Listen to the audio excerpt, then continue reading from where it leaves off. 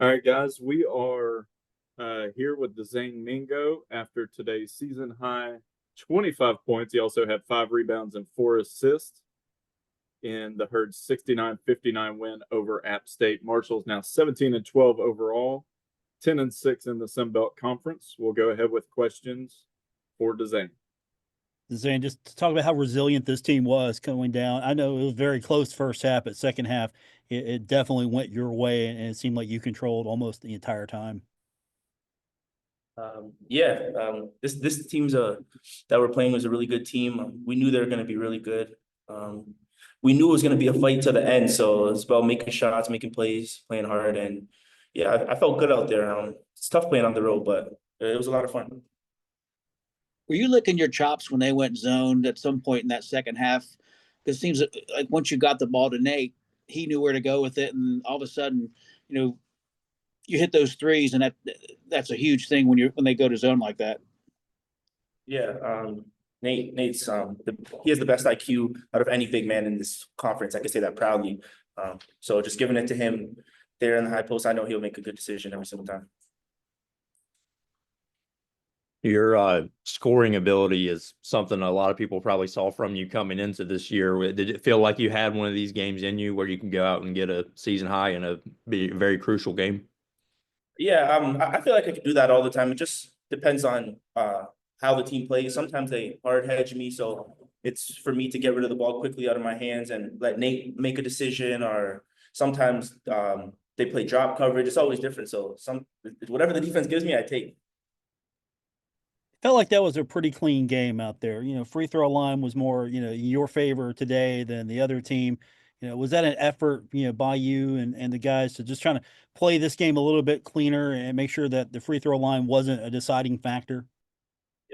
Yeah, we lost a couple of tough ones. I think it was last week that we definitely shouldn't have lost. So we made sure that we emphasize every little details, things like free throws and just making plays down the stretch. And like South Alabama, we didn't make some plays down the stretch, and that cost us the game. Same type of situation. So we made sure that we're super locked into it.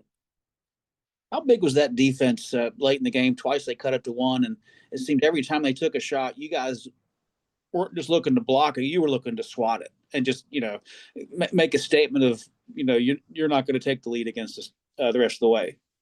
Yeah, I think we're up about 10, and they cut it to 1.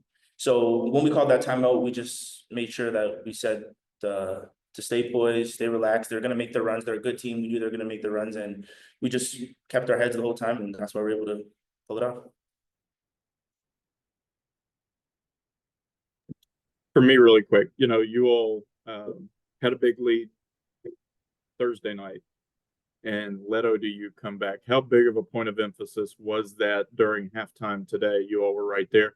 Seemed like you all came out second half and really took it to them early, and then also finished the game strong last 4 minutes of the game. Yeah, the cool thing is about playing these games, they're always like learning experiences. So we got to learn at ODU while still winning. So when they put the pressure on us, we got a little too comfortable, and we learned from our mistakes from last time and just capitalized today. What are your thoughts? 10-6 now in the league, which is a great record, up near the top, and 2 games both in the Henderson Center. It seems like everything is kind of in your hands right now to really get a great seed for March. Yeah, I'm not a fan of being too comfortable. Both teams that we both play, the 2 teams that we play, they're really good. So it's hard to beat the same team twice. So it's super important we keep that same focus that we had today and go out there and play hard. Anything further for Dezayne? All right. Thanks, Dezayne. Appreciate it, man. Congratulations. You're fine, coach.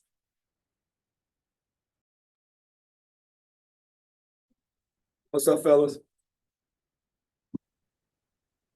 All right, everyone. We will open with a statement from Coach Corney Jackson after today's 69-59 win. Again, Marshall now 17-12 on the year, 10-6 in the Sun Belt Conference, and a road sweep in conference play for the Thundering Herd. Coach, that was a heck of a game. Both teams battled it out. It was at one point in the game, one of the referees looked at me and said, "Coach, it's a heck of a game." So we knew it was going to be that way. You know, anytime you can win, like I always say, it's a really good win, whether home or on the road, because winning is hard.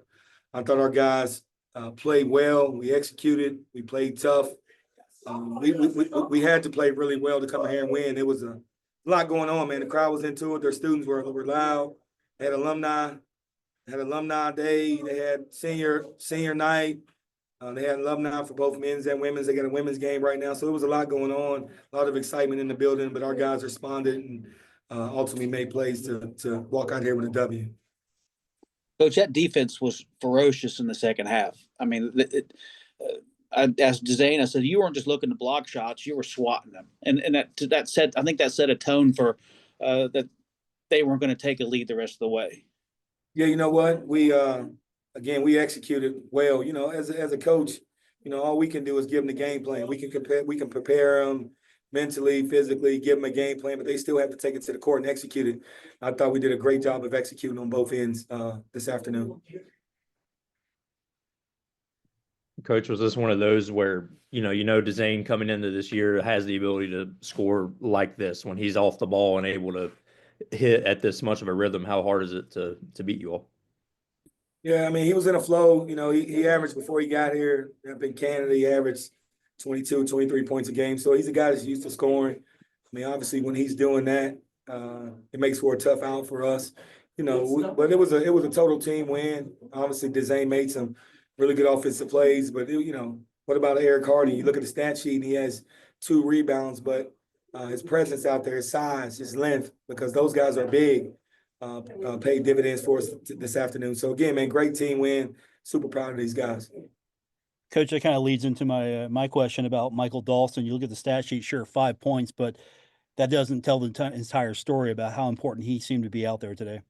Yeah, he had a really good defensive game, and that's the thing about basketball, right? It may not always fall, but you can't let that dictate how you play defense. And again, Mike, if you look at the stats, 2 for 9, 1 for 6. But the defense he played was invaluable, and he made a big play at the end, had a block.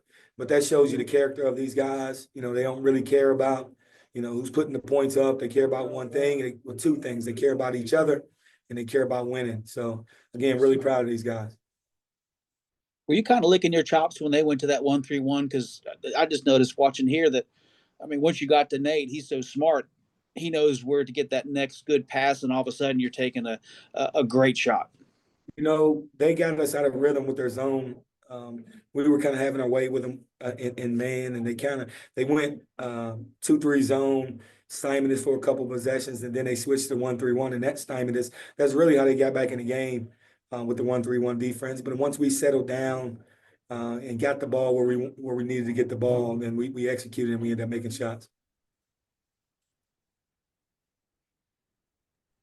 Coach, I know that, the other night you all were up big and maybe didn't finish the way that you wanted to. It really seemed like the last 5 minutes that you all were the aggressors, were the better team, and really finished strong. How big of a feather in the cap is that for the team, and how much pride do you take in that as a coach when you see, okay, we did this wrong Thursday and we corrected that on Saturday?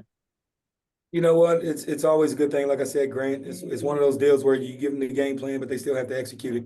It's a difference between walking through the game plan and seeing the game plan on film, than getting in the on the arena floor and it's packed and the crowd is yelling at you and the gym is super loud and you're under pressure. That's a different kind of pressure, right? So again, these guys executed it. We talked about it. We showed them what we can do better from Thursday, I believe. Yeah, Thursday, right? Yeah, we showed them what we can do better, and again, they executed it, man. But it's one of those deals where we played really well. We'll enjoy this one on the bus ride back. We'll enjoy it tomorrow, but we have film, and we'll put this game to bed, and then we'll shift our focus because we have a quick turnaround. You have Old Dominion, who actually probably plays better on the road than at home. So we have them on Tuesday, and then we have these guys again. So a lot of basketball ahead of us. But we're going to enjoy this one because we understand how hard it is to win. And Appalachian State is a really, really good team. And we had to play really, really well to beat these guys.